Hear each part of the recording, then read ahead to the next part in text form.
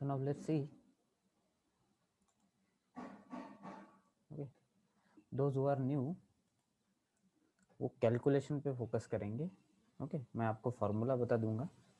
Okay, जिनको topic की idea नहीं या जो न्यूमेरिकल्स ऐसे टॉपिक्स है जो अगर आपने नहीं पढ़े होंगे अभी तक, and those who already know the concept you can solve. Okay, so let's see.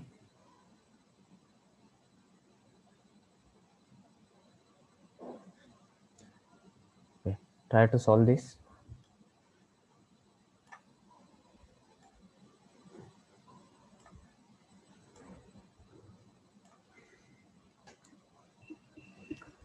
If P wave travel through liquid material having velocity 5 km per second and density 3 gram per cc, then calculate the bulk modulus for the material in GPa, gigapascal.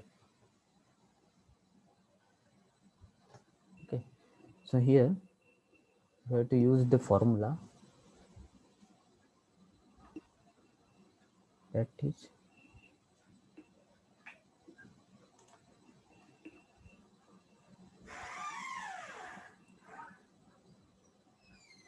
P wave velocity is equal to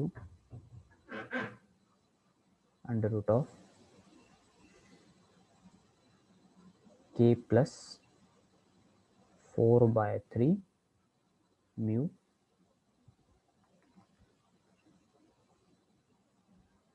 divided by rho. Okay, here k is your bulk modulus, mu is your rigidity modulus. Okay,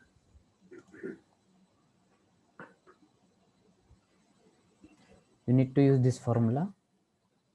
By using this formula you need to calculate k. Okay, k is bulk modulus, means a numerical constant which defines the elastic properties of the material. So here you need to assume mu is equal to 0. Okay, because P wave travel through liquid. So in that case you will get 0 rigidity modulus because mu will define rigidity modulus. Okay, so if material is solid then you will get value of mu, but if material is liquid, so that's why we are using mu is equal to 0. Okay, so after using mu is equal to 0, your formula will become like this: Vp is equal to under root of k divided by mu.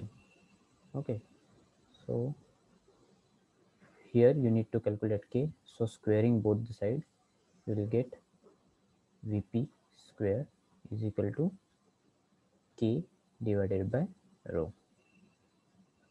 Correct? Now your formula, all the values are given, try to calculate. So k is equal to P wave velocity का whole square multiplied by rho density.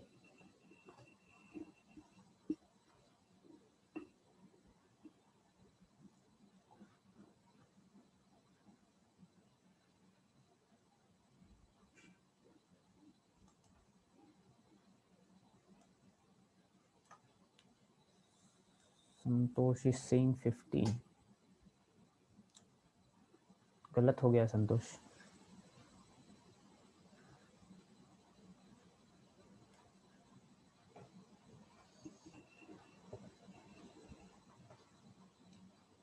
See, units देखो थोड़ा. Okay, you need to calculate your answer in gigapascal. Okay, so here velocity is given in kilometer per second.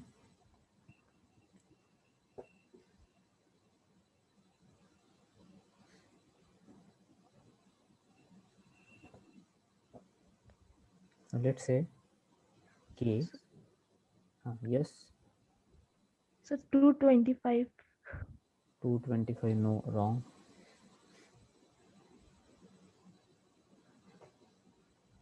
See here velocity. Okay, 5 kilometer per second. So 5 kilometer per second whole square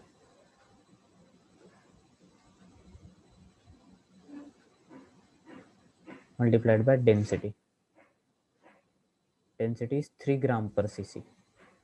Okay, but you need to convert your density. Okay, so density is 3 gram per cc means 3000 kg per meter cube.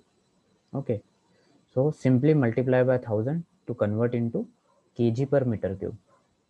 Okay, why we are converting? क्यों convert कर रहे हैं? क्योंकि इधर kilometre को हम metre बना सकते हैं और इधर मीटर क्यूब रहेगा तो कैंसिल हो जाएगा. ठीक है, so here you need to write 3000 kg per meter cube. Okay, now see here k is equal to square कर दो 25. Okay, multiplied by kilometer square. Okay, so 1 kilometer means 1000 meter, so I am writing 10 to the power 6 meter square per second square multiplied by 3000 kg per meter cube. Correct. Now as you can see here, meter square and meter square get cancelled. Now 1 meter is remaining. Okay, so if you solve this, so you will get k is equal to 25 into 3, 75 multiplied by 6 and 30 means 10 raised to the power 90. Okay, and 10 to the power 9 kg per meter per second square. Okay, and this value kg per meter per second square, this is nothing but your Pascal. What is Pascal? Newton per meter square or kg per meter per second square. Okay, and giga. What is giga? 1 GPa. Giga means 10 to the power 9 Pascal. Okay, so your final answer should be k is equal to 75 GPa, 75 gigapascal. Correct Ritesh? Correct है sir वो जो 3000 किया वो एक बार थोड़ा repeat कीजिए. सी आपको direct calculation याद रखना है, बताता हूँ कैसे आता है.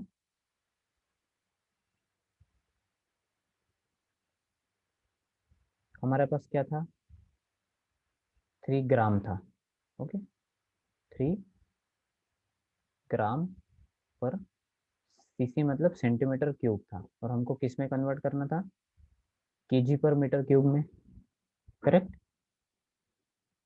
करेक्ट है. So 1000 sorry 1 KG is equal to क्या होगा? 1000 ग्राम.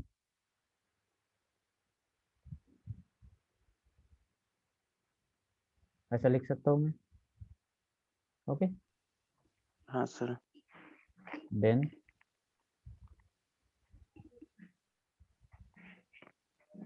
तो इससे मुझे केजी मिल जाएगा और यहाँ से ग्राम कैंसिल हो जाएगा. ठीक है, ग्राम कैंसिल हो गया. अब सेंटीमीटर क्यूब है नीचे, मुझे उसे लाना है मीटर क्यूब में. करेक्ट.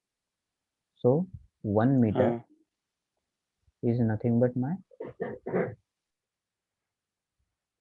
सॉरी ऊपर देखो 100 centimetre means 1 metre. Correct. 100 centimetre means 1 metre. 100 centimetre means 1 metre. So ऐसा कितना है? सेंटीमीटर क्यूब है तो क्यूब को कैंसिल करने के लिए 3 बार. So 100 centimetre upon 1 metre multiplied by 100 centimeter upon 1 meter. Correct. Now see, So here centimeter cube and here 1 2 3 get cancel.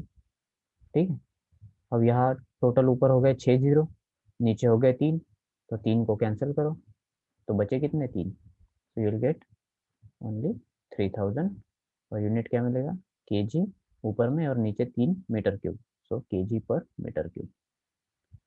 Correct. तो यहाँ से 1000 से 3 जीरो और मान लो 2 यहाँ से गए, 1 यहाँ से गए, so like this now you have 3000 KG पर metre cube.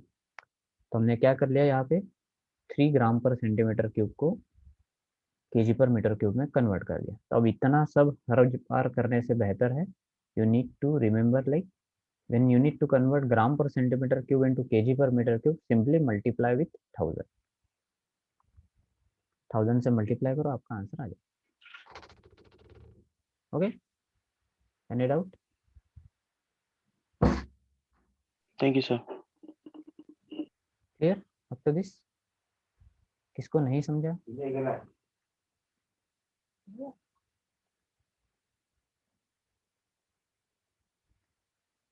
Any doubt? Okay, next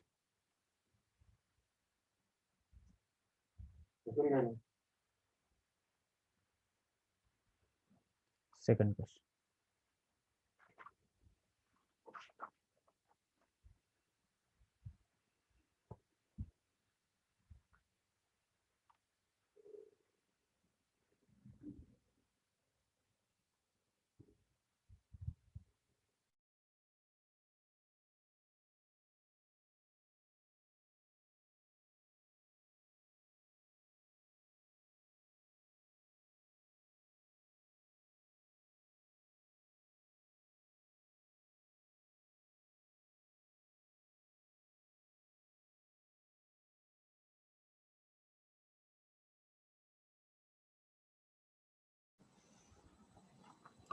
Okay, try to solve this. Now here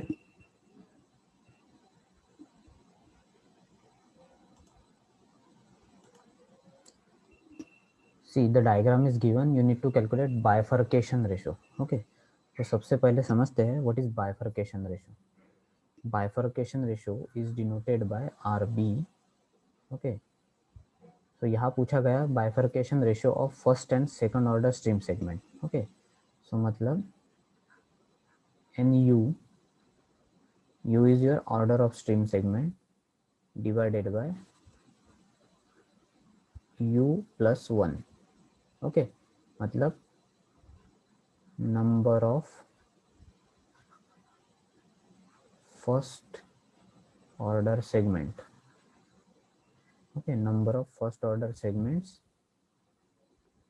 divided by next higher order upon number of second order segments.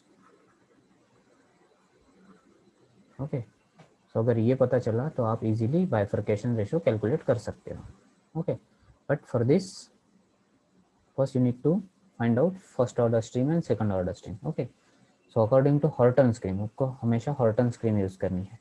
ठीक है, अगर given नहीं है कुछ।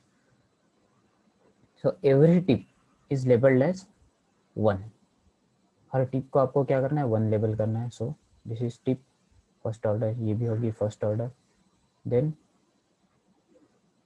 ये हो गई आपकी first order, this is your first order, first order, first order, first order, first order, first order. ठीक है, हर टिप को फर्स्ट ऑर्डर लेबल करना है। तो मैंने सारे टिप को फर्स्ट ऑर्डर लेबल किया। हम नाउ काउंट कर लो, 1 2 3 4 5 6 7 8 9। Okay, so total first order stream कितनी है मेरी 9 डिवाइडेड बाय सेकंड ऑर्डर। अब सेकंड ऑर्डर कब मिलेगी, जब 2 फर्स्ट ऑर्डर मीट होगी वहाँ पे आपको सेकंड ऑर्डर मिलेगी। When 2 first order stream meet at a point, from that point you will get second order stream. For example here you can see this is first order stream and this is first order stream meeting at this point. Okay, so now this will be your second order stream. Similarly, if 2 first order meet, here you will get second order stream.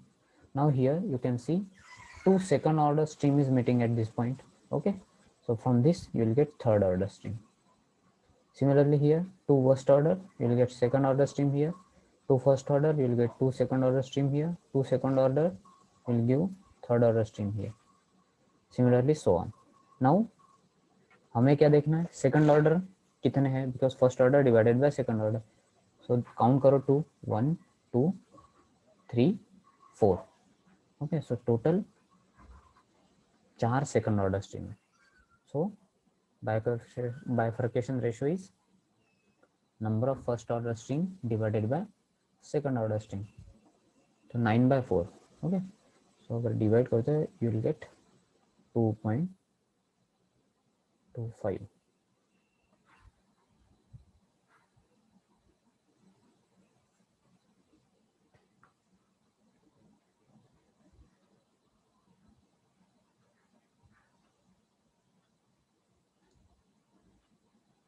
Correct? Yes Santosh, your answer is correct. और किसी का any doubt?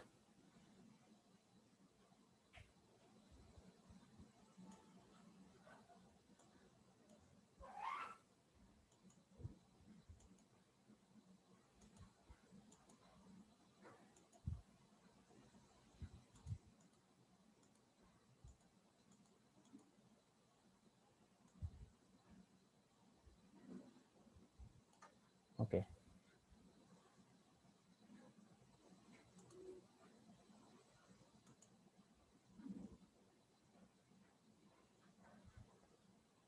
Next.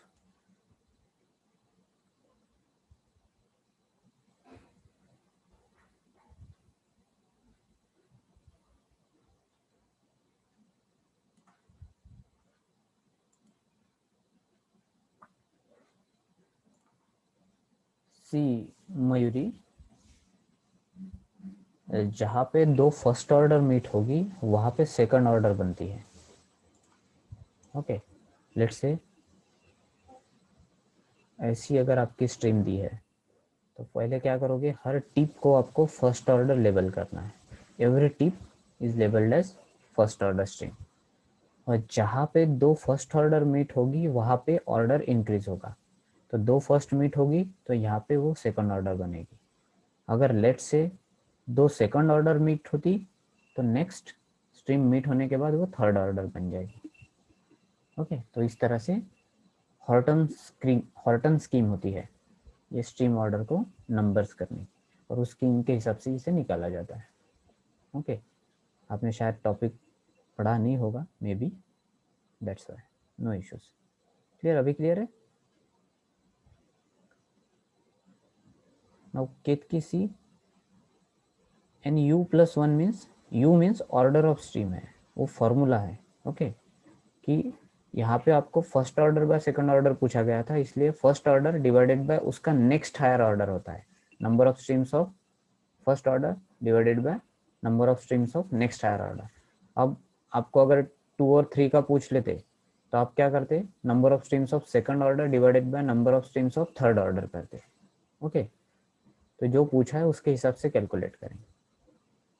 N U divided by N you plus 1 means जो भी पूछा है उसका next higher order की number of stream से डिवाइड करना है.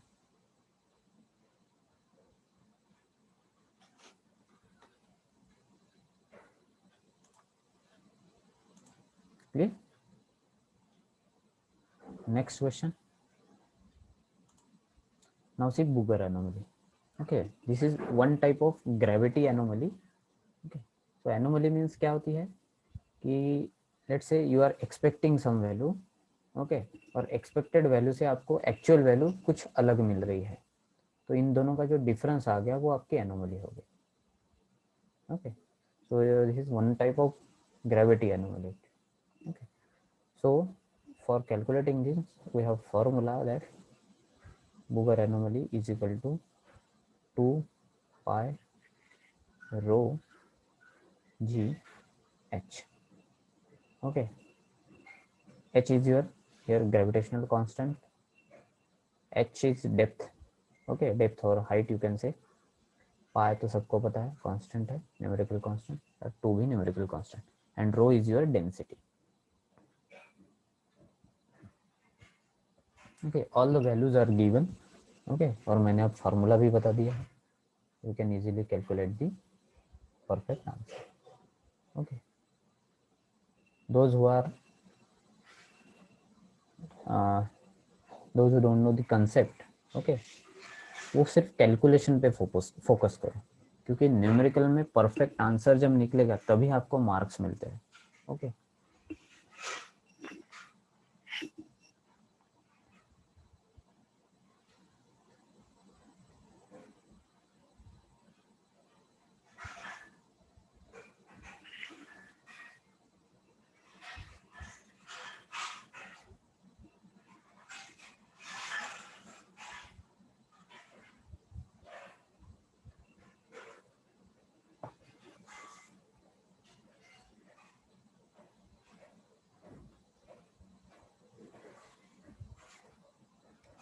Yes, anyone?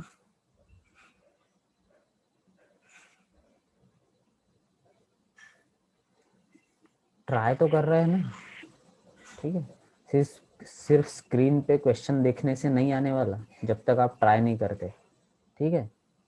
और प्रॉपरली आपको ऐसे टेबल कुर्सी लेके बैठना पड़ेगा. बेड पे जो लोग बैठे होंगे कैमरा बंद करके, उनसे नहीं होने वाला, क्योंकि न्यूमेरिकल है वो देखने से नहीं आते, ओरली तो आएंगे ही नहीं, ठीक है. सो उस हिसाब से ट्राई भी मत करना. प्रॉपर पेन पेपर लेके बैठो. Okay,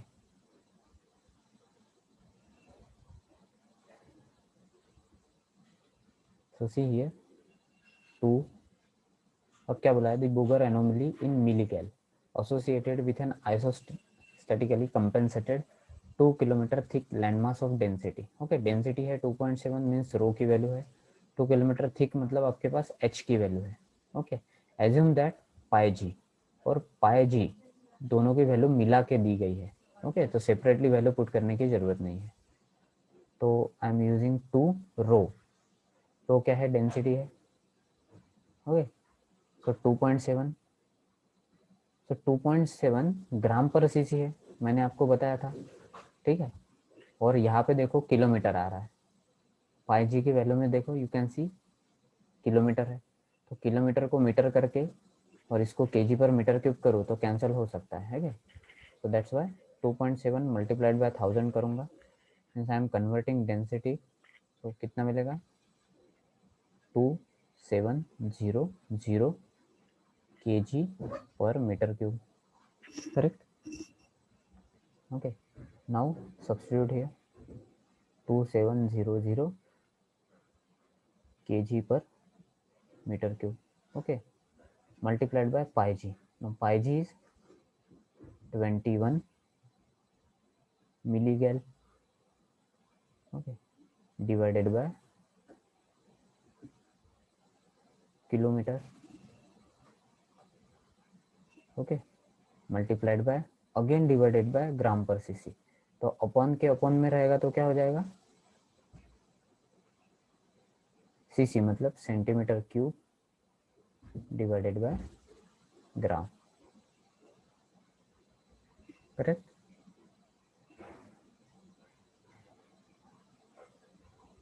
correct. multiplied by h. h is 2 kilometer. Okay, so 2 kilometer, sorry यहाँ पे देखो किलोमीटर में गिवन है और सेंटीमीटर क्यूब में भी है ना. सो इसको एक्चुअली कन्वर्ट करने से कोई मतलब नहीं है. ओके, डेंसिटी को एज इट इज रख दो. व्हाट इज डेंसिटी, 2.7 ग्राम पर सेंटीमीटर क्यूब. करेक्ट. कन्वर्ट करते हैं बट जो कि यहाँ कैंसिल आउट हो रहा है तो कोई जरूरत नहीं है.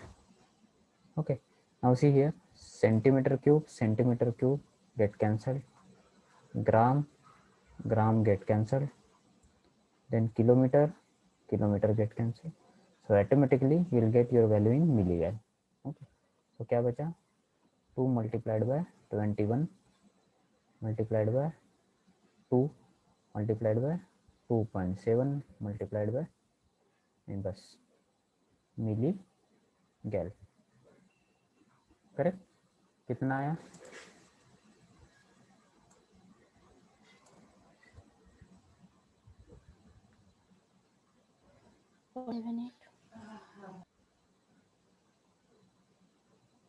How much?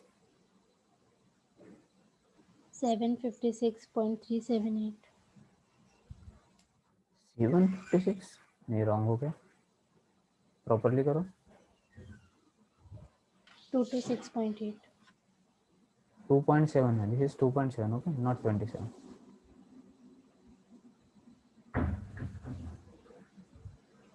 You will get 226.8, or you can say approximately 227.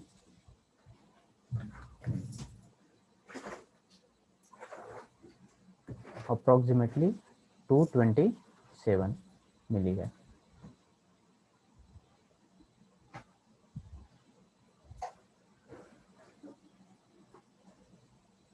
Correct? Any doubt?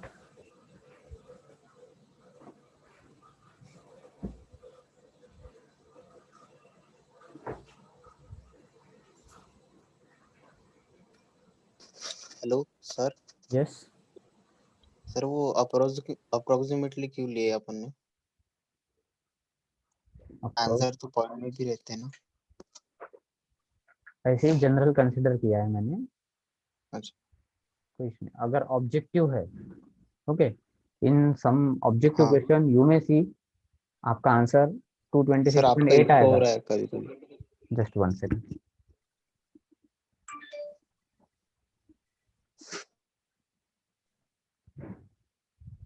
Now I am audible? Yes sir. ठीक, कई बार ऑब्जेक्टिव क्वेश्चंस में जब न्यूमेरिकल्स आते हैं तब क्या होता है, आपके आंसर अप्रोक्सीमेट आते हैं, आसपास रहेंगे, और ऑप्शंस में आप देखोगे तो उसका क्लोज आंसर दिया रहेगा। तो उस केस में बहुत से लोग कंफ्यूज हो जाते हैं कि गलत तो नहीं हो गया, ठीक है, पर इस तरह से आंसर रहता है। अच्छा अच्छा, जब आप जैम में देखोगे, अगर नेट सेक्शन में आ रहे हैं तो आपको perfectly fill in the blanks दिया रहेगा और मेंशन किया जाएगा अप टू 1 डेसिमल प्लेस और 2 डेसिमल प्लेस। ओके, हाँ सर। तो अप्रोक्सीमेट देने के पीछे वही रीजन है। कई बार नहीं सर, ऑब्जेक्ट मुझे लगा कि ये न्यूमेरिकल है, इधर ऑप्शन वाला नहीं देखा नहीं। नहीं हो सकता, कोई इशू नहीं। जब पढ़ते हैं, जब प्रैक्टिस करते हैं, तब हमको सीखना क्या है कि परफेक्ट आंसर निकाल सकते, that is important. Yes sir.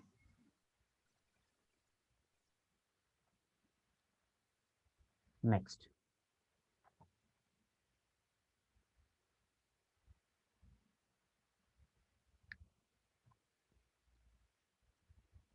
सही है। Earthquake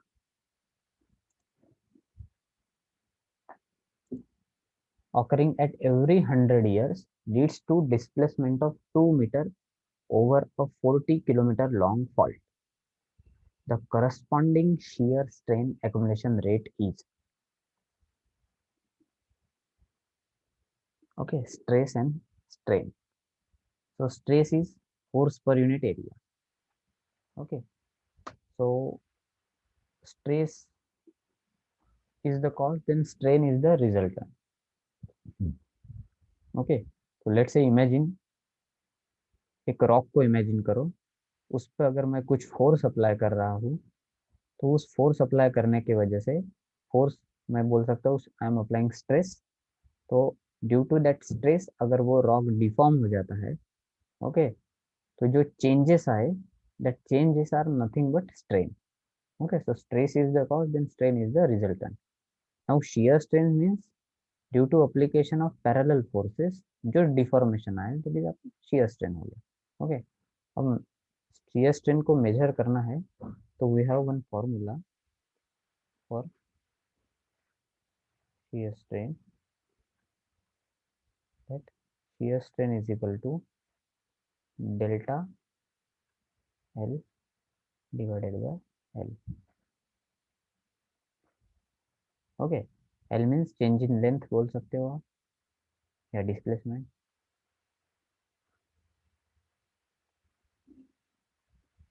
And L is your original length. Okay, so see here, earthquake is occurring at every 100 years.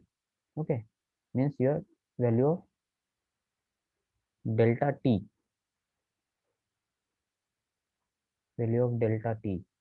is 100 years. Okay, value of delta t is 100 years.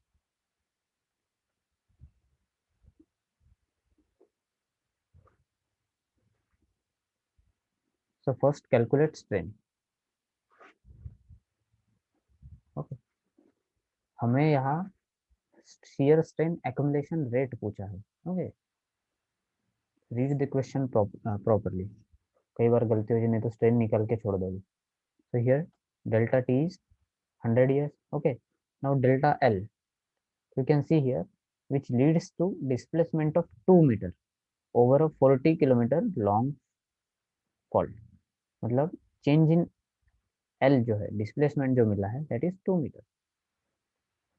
2 metre का displacement means value of delta L is 2 metre. Now over a 40 kilometre long fault, मतलब original distance कितना था उसका, 40 kilometre. Correct. So 40 kilometre, kilometre को हम metre में convert करेंगे तो क्या करना पड़ेगा, 1000 से multiply. Okay, so multiply with 1000 क्या आ जाएगा, will get 1/20, 1/2, so 0.5 multiplied by 10 to the power -4. Metre metre cancel हो जाएगा. Okay, metre metre get cancel. So ratio है तो no unit. Okay, 0.5 multiplied by 10 to the power -4. Clear? So this is your shear strain, but you need to calculate shear strain accumulation rate. Okay, so shear strain accumulation rate is given by, or you can say is the ratio of shear strain divided by delta t. Okay, shear strain divided by delta t.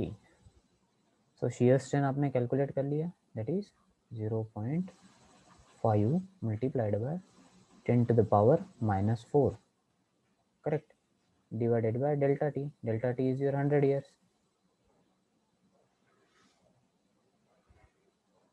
So 100 years. Now calculate this.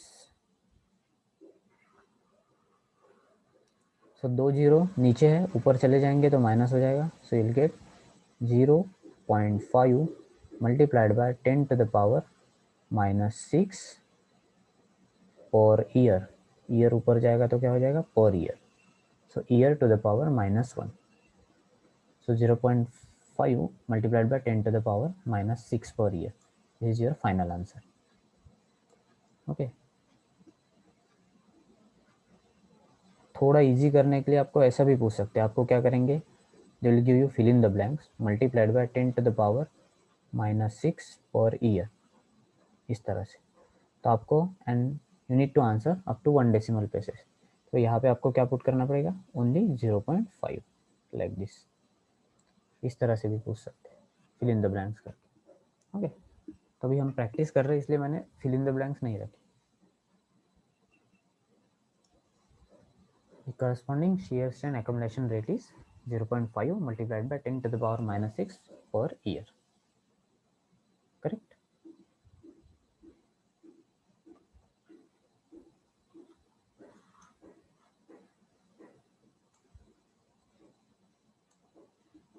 Any doubt?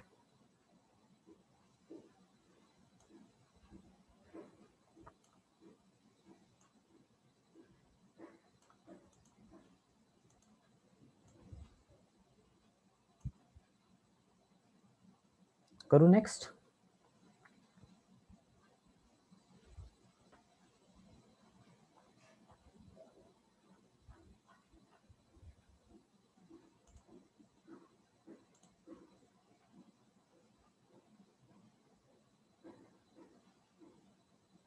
Next, now try to solve this.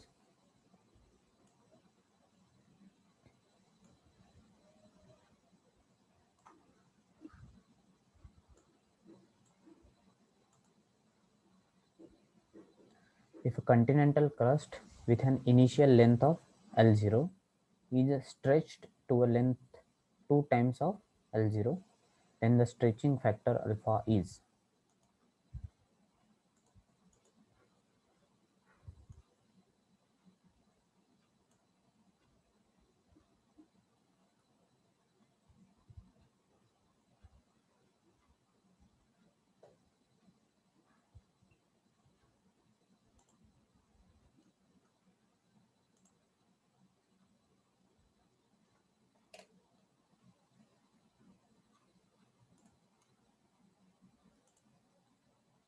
So formula for this is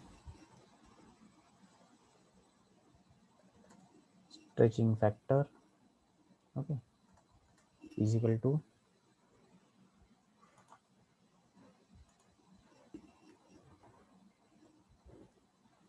stretched length, okay, stretched length divided by initial length.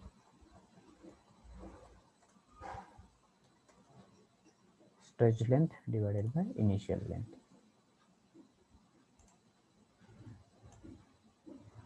This is the formula. Now calculate. ठीक है,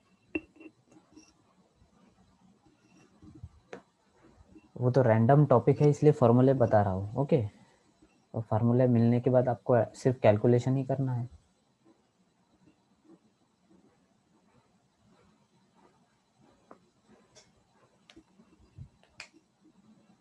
Santosh is saying 2, Mayuri is saying 2, Aditya is saying 2. Only 3 people.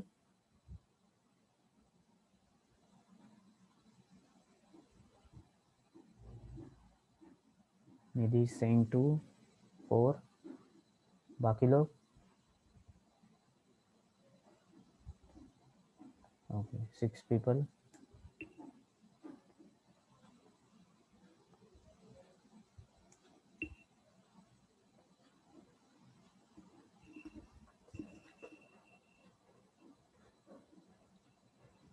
सात, 8, 9.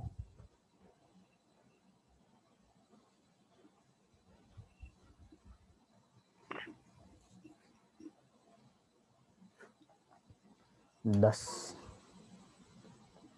Maximum 10 लोगों ने answer किया।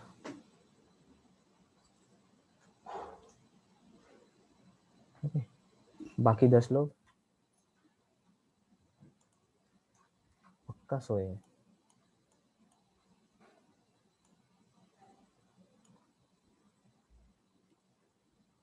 सो stretch length, okay, stretch length क्या बोली है? 2 times the LO, okay. So LO भी कितनी है अपने को मालूम नहीं, सो हम लिख रहे हैं उसको L O and original length is L naught, okay. So 2 L naught और 2 times the original length divided by original length, so automatically L not get cancelled, you will get 2 by 1 means 2.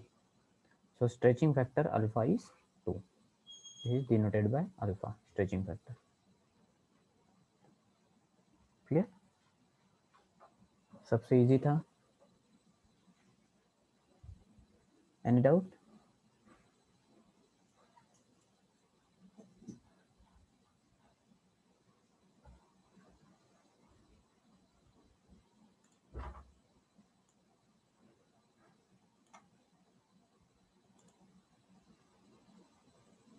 Next.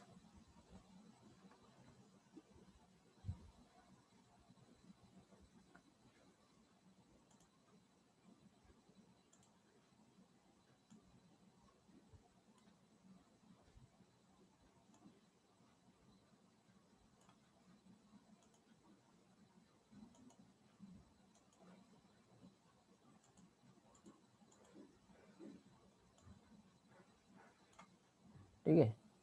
अब in this numerical आपको एक नया concept सीखना है। Okay, कैसा कि अगर आपको फॉर्मूला नहीं पता तो भी आप आंसर निकाल सकते हैं, आपके पास ऑप्शंस भी है इसलिए। ओके, तो आपको क्या करना है, to tackle such type of numerical just focus on the units. Okay, आपको देखो ऑप्शंस में सारे यूनिट सेम है, तो आपको गिवन वैल्यूज़ का कुछ इस तरह से कॉम्बिनेशंस करना है कि आपका यूनिट सेम आए जो ऑप्शंस में है।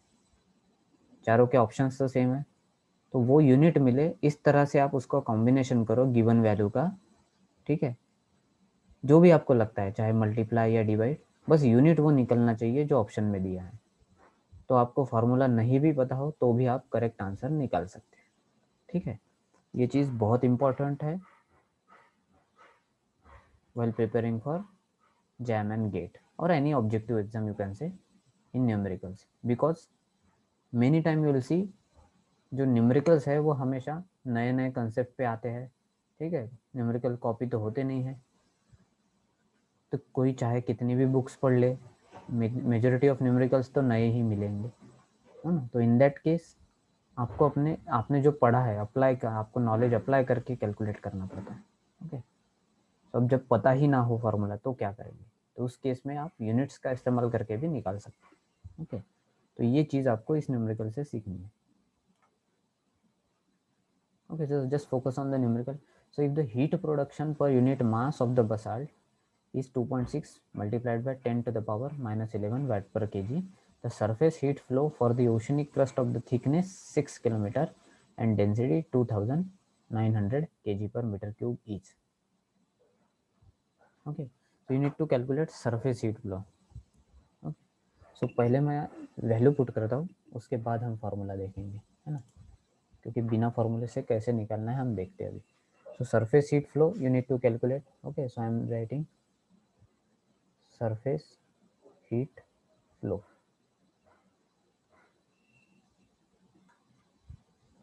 Okay, then अब बाद में देखो,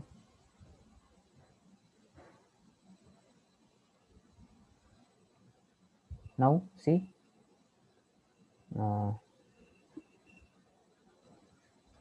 वैट जो है वो पॉजिटिव है ना, मतलब आपको न्यूमरेटर में चाहिए, तो ओके, तो मैं क्या करूँगा 2.6 multiplied by 10 to the power minus 11 को ऊपर रख रहा हूँ, बिकॉज इससे क्या होगा, मुझे वैट जो है वो ऊपर मिलेगा, वैट पर केजी है उसका यूनिट क्योंकि, तो न्यूमरेटर में मिल जाएगा। ठीक है, then according to unit see m to the power -2 है, m to the power -2 का मतलब है वो अपन में है। ठीक है, तो डेफिनेटली मुझे डेंसिटी को डिनोमिनेटर में डालना पड़ेगा, करेक्ट। तो मैं डेंसिटी से, नहीं सॉरी, मीटर नीचे ही है तो मल्टीप्लाई करना पड़ेगा। सो अगर मैं डेंसिटी से मल्टीप्लाई करता हूँ तो 2900 क्या मिलेगा मुझे, केजी पर मीटर क्यूब, करेक्ट।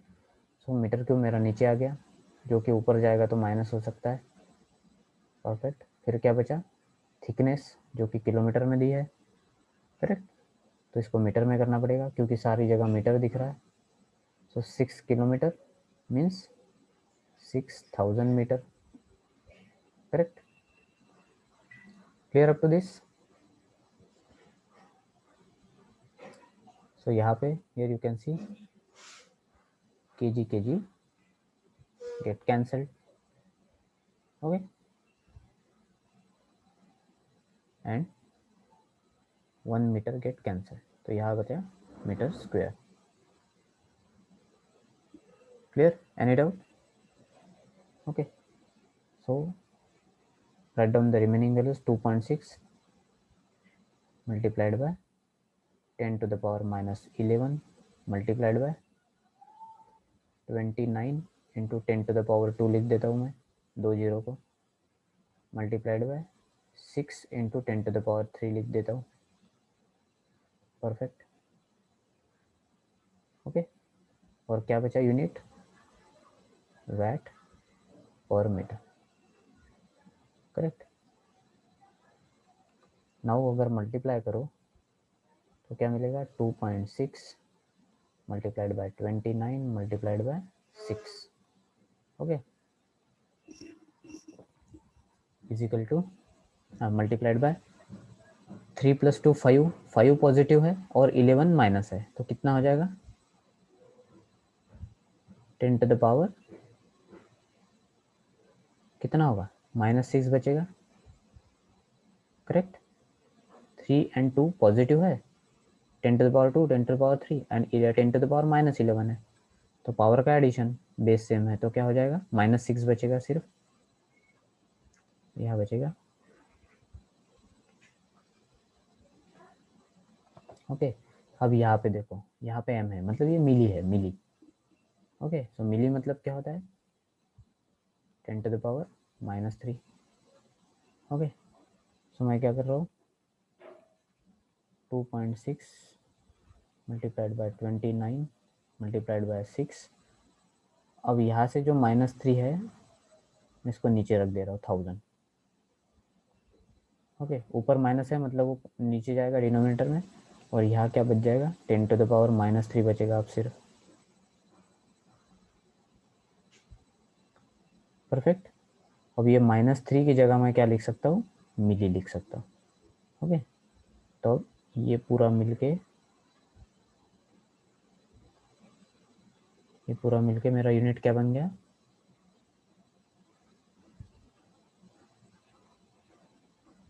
मिलीवाट पर metre square, correct.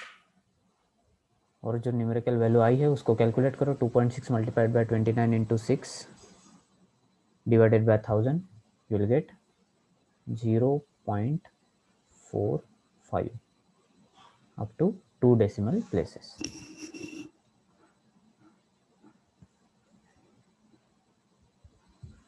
correct. So 0.45 is your final answer,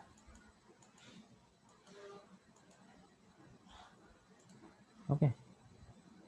अब फार्मूला देखते हैं, तो हमने तो ये बिना फार्मूले के ही निकाल लिया, ओके, जस्ट अरेंजमेंट करके। What is the formula, formula for surface heat flow is equal to heat production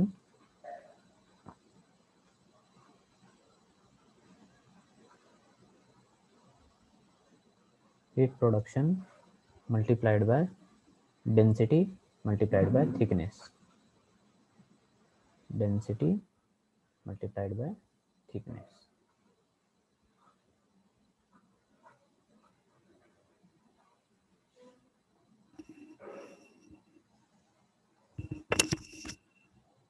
so this is your required formula. So 0.4, any doubt?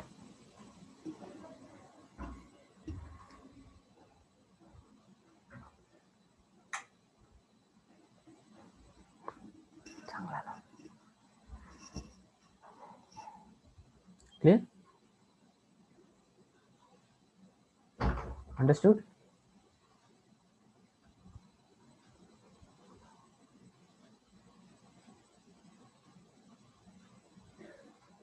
Next करो, say something, yes, no, thumbs up,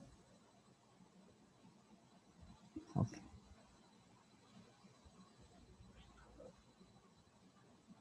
Yes,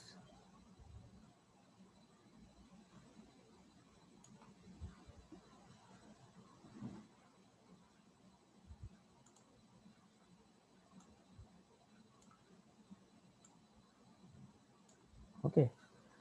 थोड़ा सा interact करिए, ठीक है।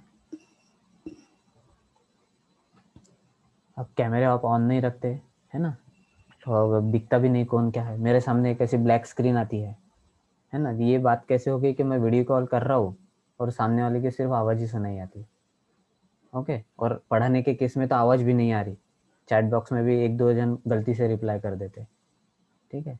तो आप ऐसे करके देखिए, आप मजाक मजाक में आप वीडियो कॉल करिए और कैमरा सामने वाले को कैमरा बंद करने को बोल दीजिए, फिर कैसा लगेगा, ऐसी फीलिंग आती है मुझे, हमारा दुख आप नहीं समझोगे, जाने दो। Next,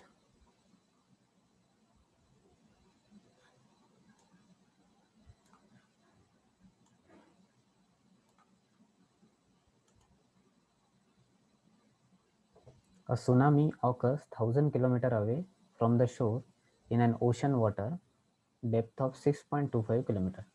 The tsunami reaches the shore in about, fill in the blanks, hour. Okay, condition दी है ग्रेविटी का यूज़ करना है, और ग्रेविटी का यूज़ करना है 10 metre per second. Okay, normally 9.8 होती है, पर यहाँ आपको कैलकुलेशन इजी करने के लिए बोला गया है यूज़ 10 मीटर पर सेकंड।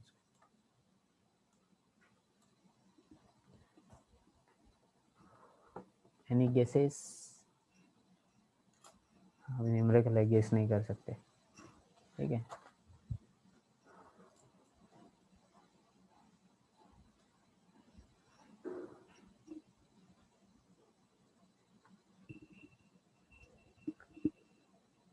ठीक है, सी है।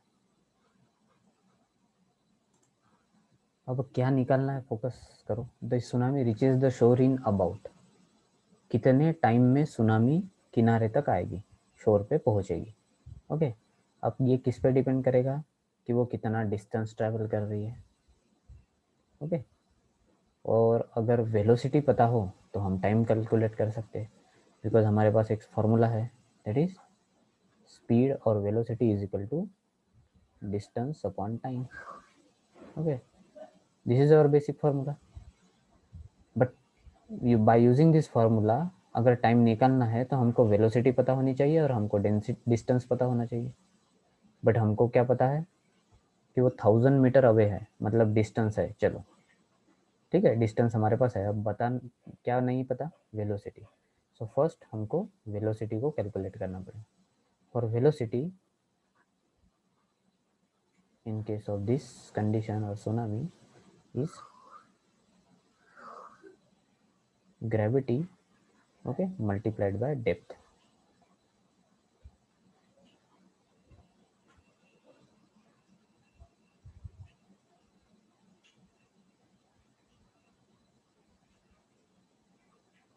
So by using this formula first calculate velocity, okay, फिर यहाँ से आपको वेलोसिटी मिल गई।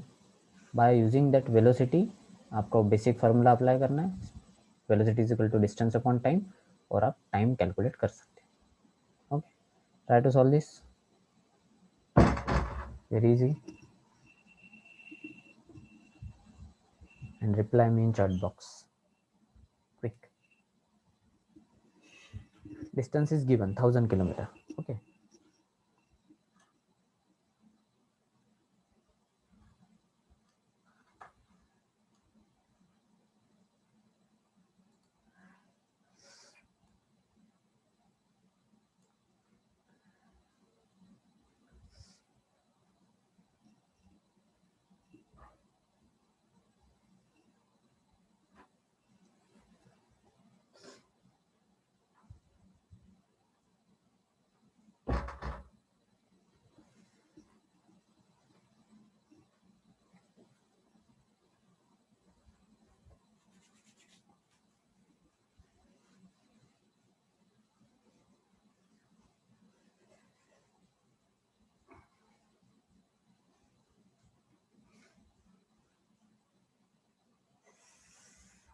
Kit key wrong.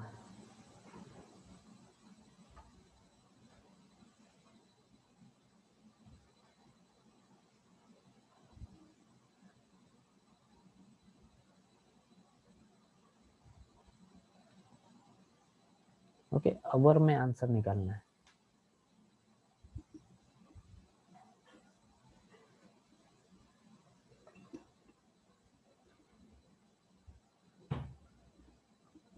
Okay, first calculate velocity. So v is equal to under root of g. Okay, g is given 10 meter per second square. Perfect. Multiplied by depth. Depth कितना दिया है? 6.25 kilometre. Okay, अब kilometre को metre कर दो तो क्या करोगे, multiplied by 1000, now it is in metre. Okay, so this is in root. Now V is equal to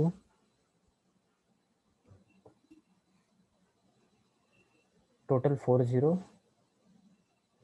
multiplied by 6.25. Okay, so 2 zero और 2 डेसिमल गायब कर दो तो बचे 2 जीरो, तो क्या मिलेगा 62500 अंडर रूट. ओके, और रूट के अंदर आ जाएगा metre square divided by second square. तो व्हेन आप रूट हटाओगे, ओके, सो 625 मतलब क्या हो जाएगा, 25 का स्क्वायर है और 2 जीरो मतलब 1 जीरो बाहर, और metre square upon second square root के बाहर आएगा तो metre per second. So now you have velocity 250 metre per second. Correct. So this is your velocity. Okay, now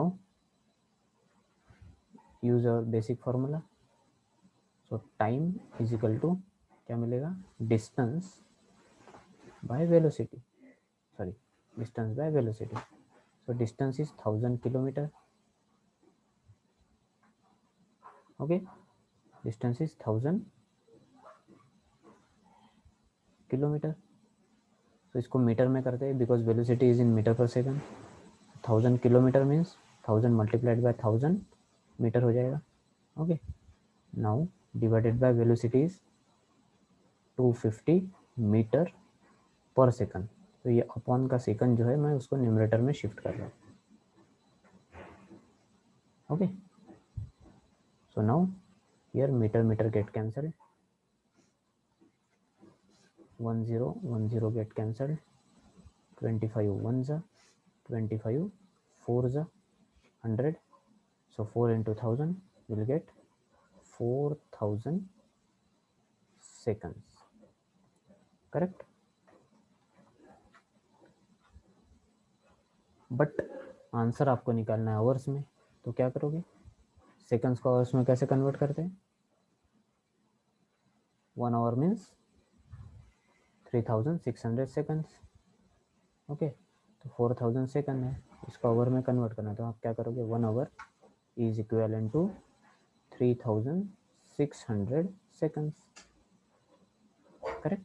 So now second get cancelled. Okay, क्या बचा, our. 4000 divided by 3600 करो. Okay, you'll get 1.11 hours.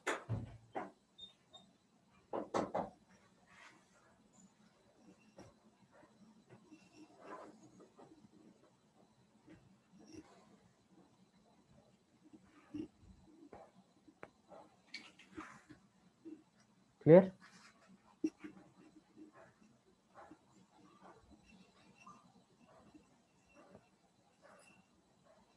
Any doubt?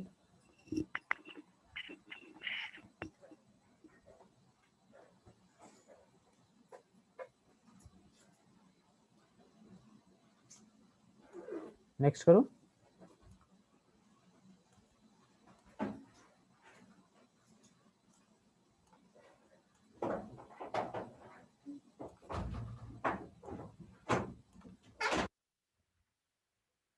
Clear.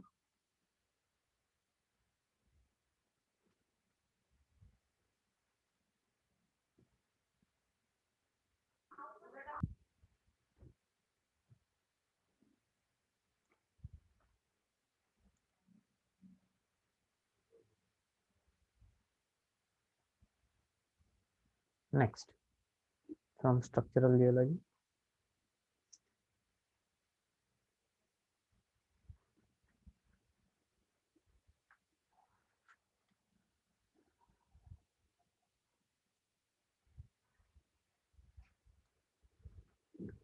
A vertical borehole encounters a shale bed of uniform thickness occurring at a depth of 5 meters and dipping 60 degrees. The borehole pierces through this shale bed for a length of 10 meter to reach a sandstone layer below. The true thickness of the shell bed is fill in the blanks meter, value in integer. मतलब आपका answer जो है वो perfect whole number में आएगा, decimal में नहीं आएगा.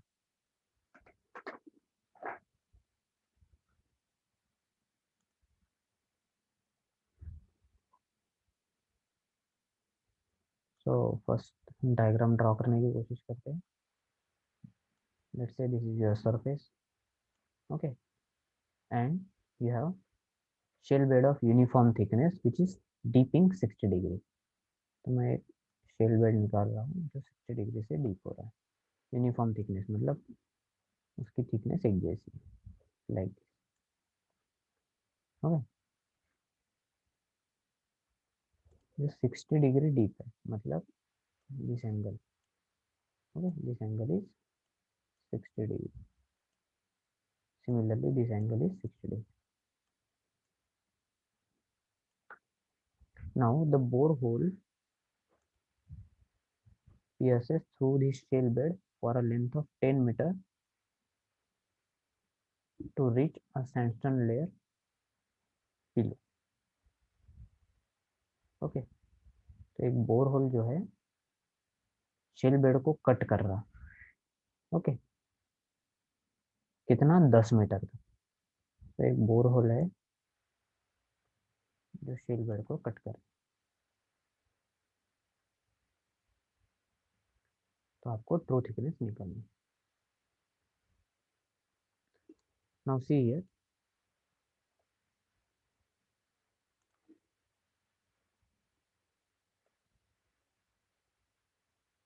तो ये जो डिस्टेंस है कहाँ से, सिर्फ यहाँ से लेकर यहाँ तक का, दिस इज 10 मीटर. ठीक है, शेल बेड को 10 मीटर पेनिट्रेट किया, बाकी ऊपर से डिस्टेंस लेकर अपने को कुछ नहीं करना. ओके, इसके 1 second.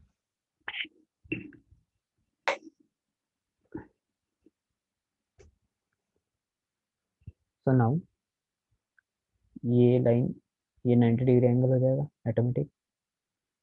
This is 90 degree. Okay, with the concept of corresponding angle ये भी हो जाएगा 60 डिग्री आपका. ठीक है, तो मैं क्या कर रहा हूँ, यहाँ से एक लाइन ड्रॉ कर, from this point I am drawing one straight. Okay, so ये और ट्रू थिकनेस क्या होती है, perpendicular thickness. From this point I am drawing straight line. तो ये जो है मैंने इसको ले लिया x. True thickness is your x. You need to calculate this x. Okay, now ये 60 होगा ये angle, this angle is 60 degree, this angle is 90 degree, और पूरा कितना होता है 180. सो 90 प्लस 60 150, 180 से माइनस करो तो ये एंगल आपको कितना मिलेगा 30 डिग्री. ओके, मतलब ऐसा एक ट्रायंगल है. ओके, जिसमें ये एंगल जो है this is your 30 degree, perfect, this is your 90 degree, correct. This is x and this distance hypotenuse is 10 meter. Okay, so now you know the formula. क्या लगाओगे, sin theta. What is sin theta? Perpendicular upon hypotenuse. Okay, or opposite side upon hypotenuse. So theta is 30 degree.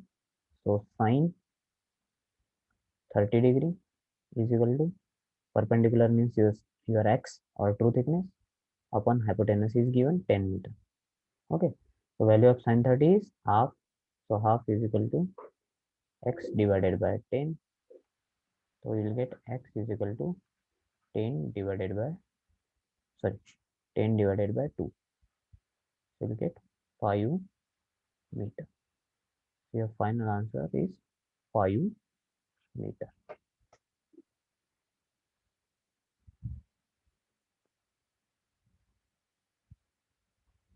Clear.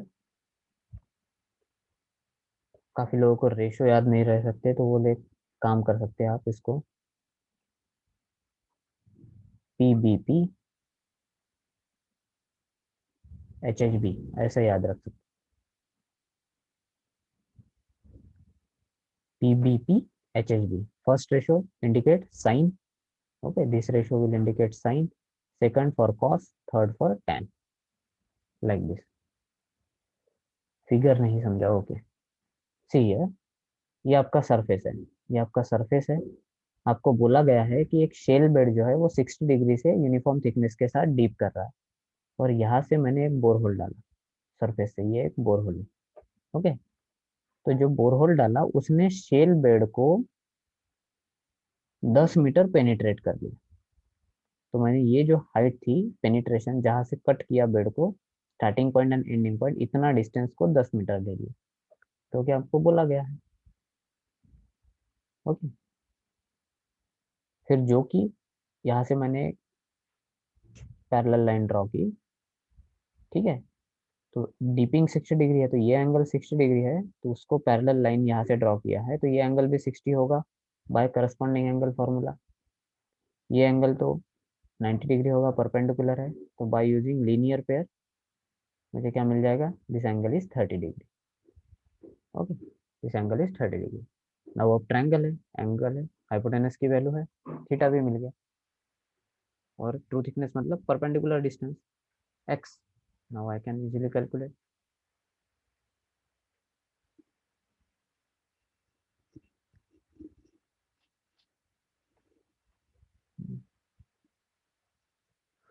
नहीं संतोष, direct formula apply नहीं कर सकते, आपको conditions देखनी पड़ेगी।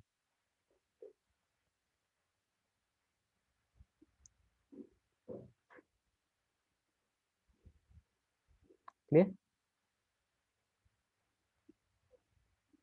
Any doubt up to this?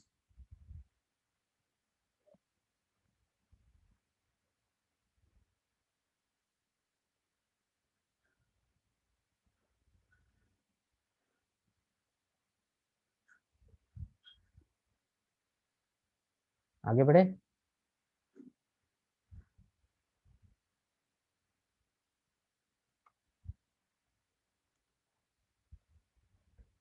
Next from hydrogeology,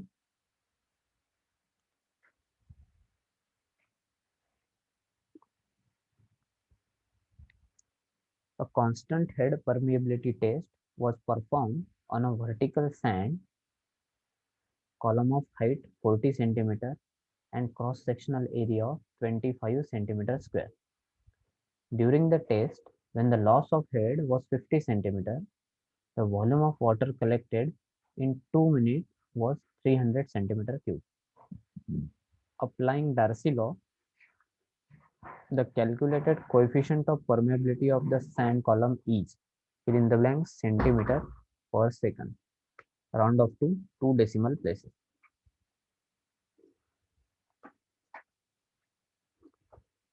okay, तो Dorsey law का use करना है, तो पहले गिवन वैल्यूज लिख दो, है ना, so you can get a better idea to solve.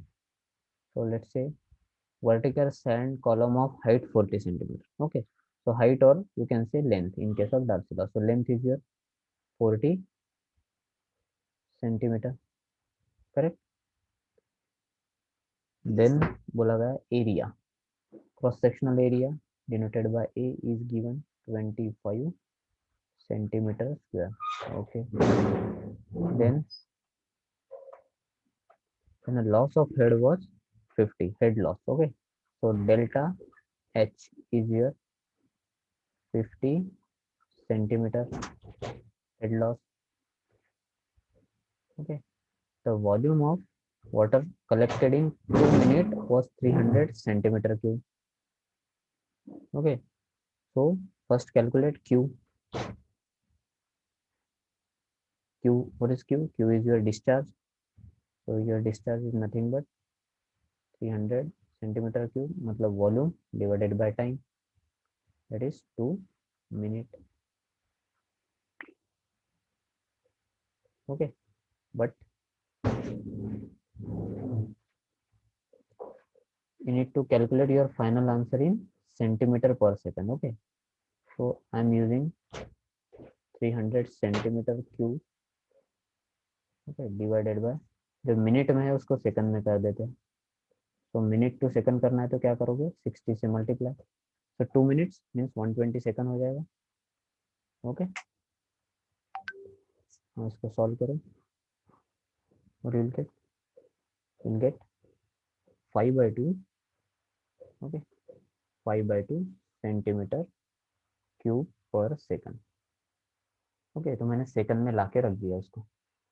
Now आपके पास क्यू है, now try to calculate gradient. What is the formula for gradient? I is delta h upon l, gradient निकला, तो delta h is 50 centimetre, correct, divided by length is 40 centimetre. यार centimetre centimetre cancel, gradient है, ratio है तो unit नहीं रहेगा। Okay, so 0 0 get cancel, तो gradient का है आपका 5/4, correct. So now we need to calculate coefficient of permeability, मतलब के निकालना है आपको। Okay, what is the Darcy law, formula for Darcy law? Q is equal to K A I, this is your formula. Now you need to calculate coefficient of permeability, मतलब K। तो K निकालना है तो क्या करोगे, you will get Q divided by AI। Okay, now you have the formula, सारी values भी है, you can easily calculate।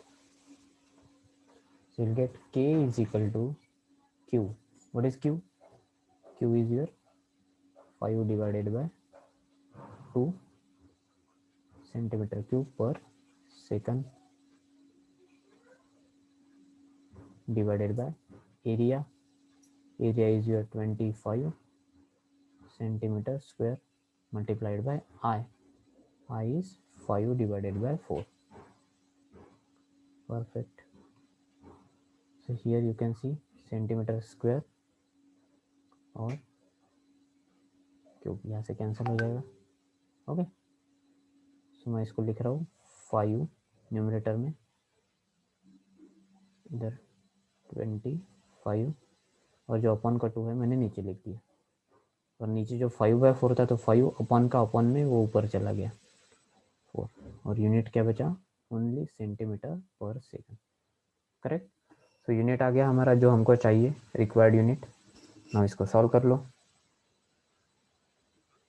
5/5 into 4 20, 20 divided by 250,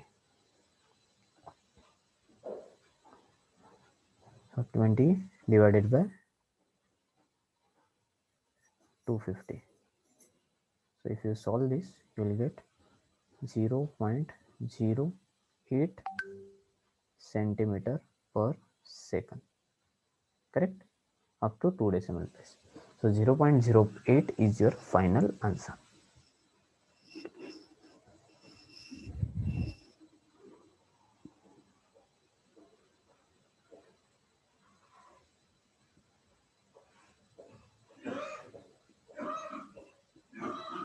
Clear? Any doubt up to this?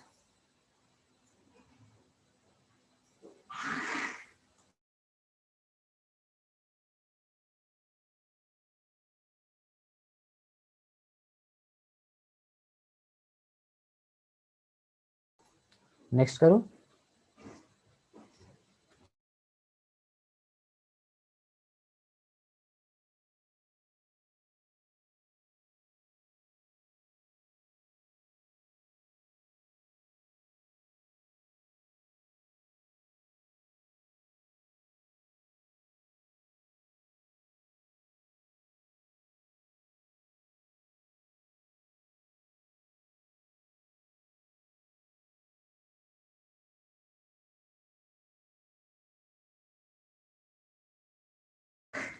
Try to solve this. This is next and last question for today.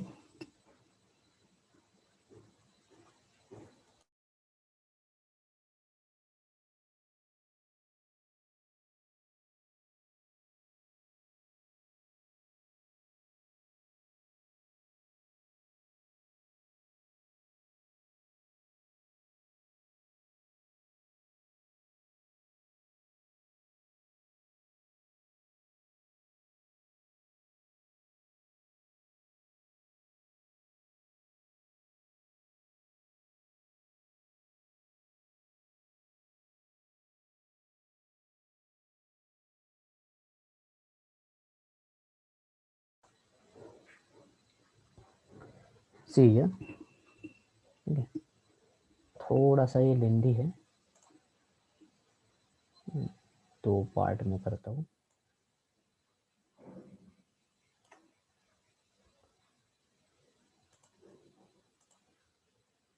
The volume percentage of galena and quartz in an ore body of Pb are 90 and 10 respectively.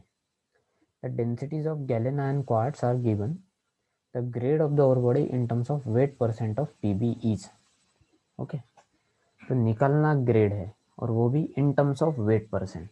Okay, so यहाँ से आपको समझना है, first we need to calculate the weight percent of Pb. तो सबसे पहले weight percent of Pb निकालेंगे, then by using the weight percent of Pb हम ग्रेड कैलकुलेट करेंगे। ओके, और उसके लिए एटॉमिक वेट्स हमारे पास गिवन है, answer up to 2 decimal.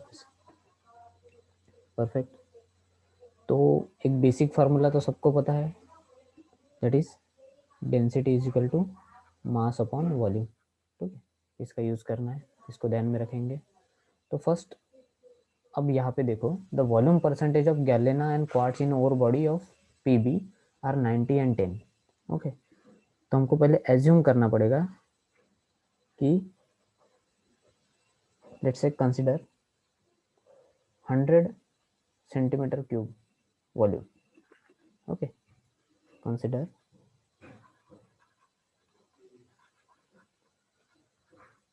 100 centimetre cube volume है। ठीक है, अगर 100 सेंटीमीटर क्यूब वॉल्यूम है तो उसमें पीबी जो है 90, गैलेना एंड क्वार्ट्ज जो है वो 90 एंड 10 रिस्पेक्टिवली है। ओके, इसका मतलब क्या हो जाएगा कि गैलेना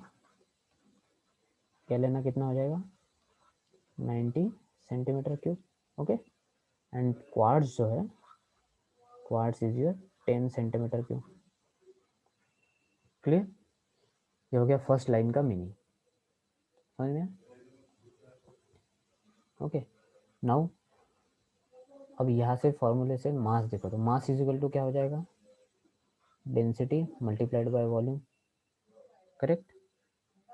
अभी आपके पास गैलेना और क्वार्ट्ज का वॉल्यूम है और डेंसिटी भी गिवन है, तो आप क्या कर सकते हो, you can easily calculate mass.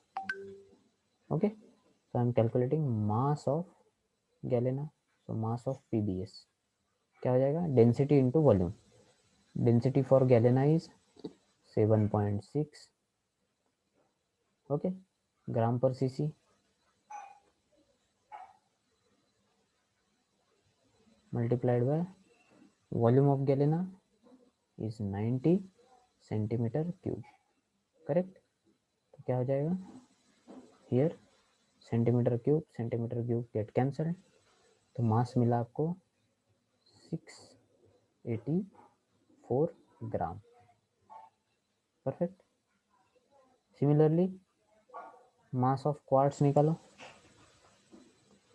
Mass of quartz, density for quartz is 2.65 gram per CC, multiplied by volume is 10 CC, CC cancel, तो क्या मिल जाएगा 26.5 ग्राम मिल जाए। करेक्ट, अब यहाँ से मास मिल गया। ठीक है, अब बात कर रहे हैं ओर बॉडी की। ओर बॉडी में गैलेना भी है और क्वार्ट्ज भी है, तो हम क्या करते हैं, टोटल मास निकल के रख देते हैं, बाद में लगेगा हमको। So total mass is 684 plus 26.5, कितना आएगा टोटल मास,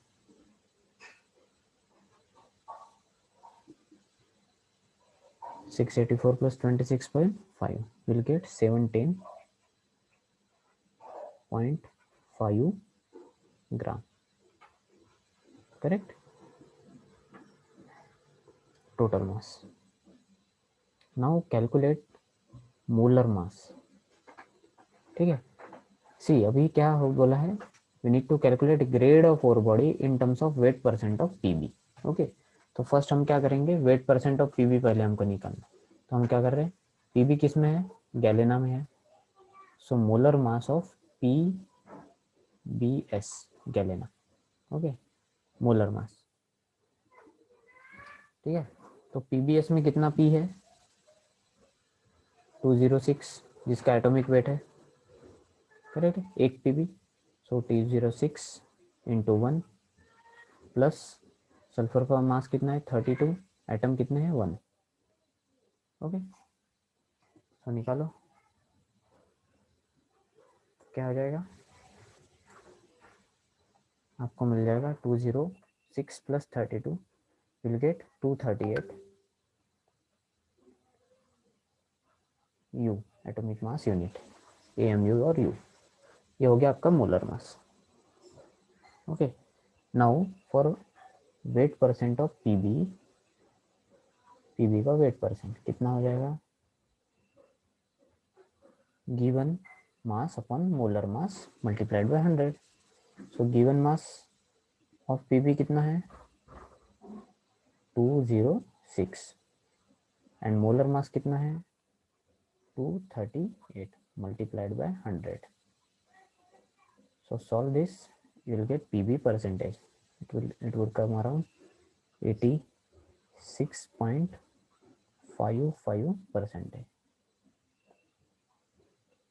ओके, ये आ गया आपका PB percentage. Any doubt up to this? Okay, अब आपको पूछा गया है कि calculate the grade of ore body in terms of weight percent of PB. Okay, तो अभी तक हमने क्या किया, हमने वेट परसेंट निकाला। Now we need to calculate the grade. So grade is equal to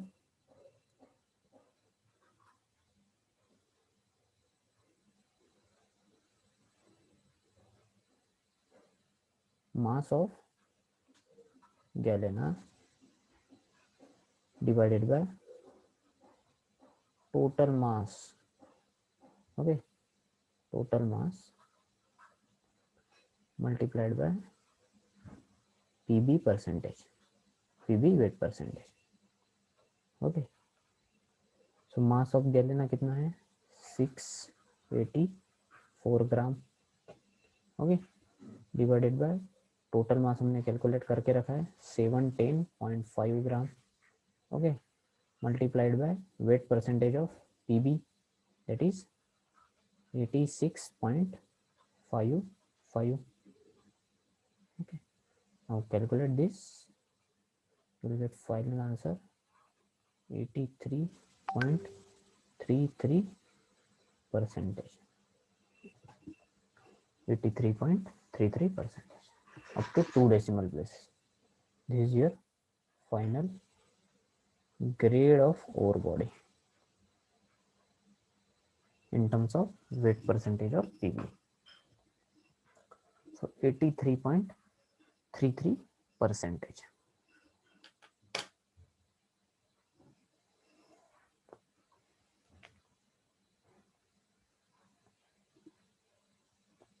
Any doubt? Okay, question और geology का है।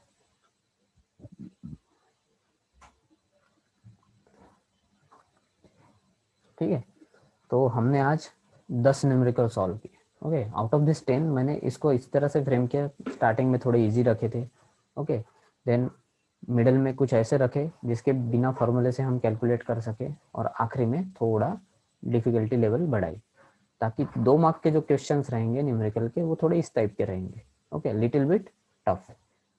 अगर कुछ नहीं पता तो टफ जाएंगे, अगर आपको सब कुछ पता है किस तरह से करते हैं फॉर्मूले, तो यू कैन इजीली कैलकुलेट। ठीक है, so likewise you have to solve the numerical. तो या न्यूमेरिकल सॉल्व करने का अप्रोच कुछ इस तरह का, इस तरीके से होना चाहिए। Okay, so that's all for today. आज के लिए इतना ही न्यूमेरिकल्स। Okay,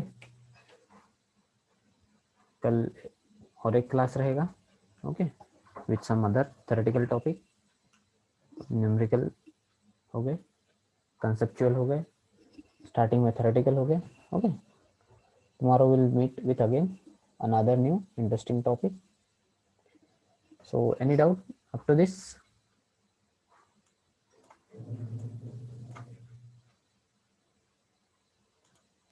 no sir. किसी को कुछ पूछना है?